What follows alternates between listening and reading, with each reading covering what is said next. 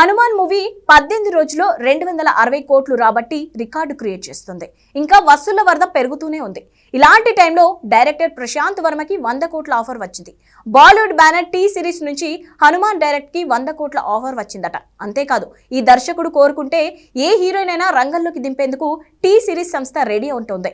ఇంతకీ ప్రశాంత్ వర్మ మనసులో ఏముంది? Take a look.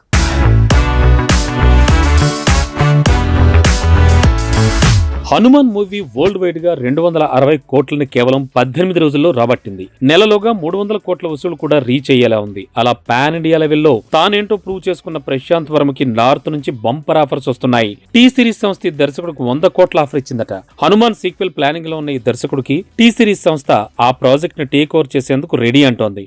నిర్మాతతో మాట్లాడి రంగంలోకి దిగేందుకు సిద్ధపడింది. తను ఈ ఆఫర్ కి సై అంటే శాటిలైట్, డిజిటల్ రైట్స్ ని ఆఫర్ చేస్తోంది. వీటి వల్ల దర్శకుడికి 100 కోట్ల వరకు గిట్టుబాటు అయ్యే ఛాన్స్ ఉంది. అంతేనా, హనుమాన్ సీక్వెల్ జై హనుమాన్ లో హనుమంతుని పాత్రకు రణబీర్ కపూర్, రణ్వీర్ సింగ్, అజయ్ దేవగన్, అక్షయ్ కుమార్ ఇలా ఎవరి డేట్లు కావాలన్నా ఇప్పిస్తానంటోంది టీ సిరీస్ సంస్థ. కానీ ప్రశాంత్ వర్మ మాత్రం చిరునే హనుమంతుని పాత్రలో, మహేష్ నే రాముడి పాత్రలో గెస్ట్ రోల్ కి ఒప్పించాలనుకుంటున్నాడు. ఏదేమైనా హనుమాన్ హిట్ తో ప్రశాంత్ వర్మ కెరీర్ గ్రాఫే మారిపోయింది.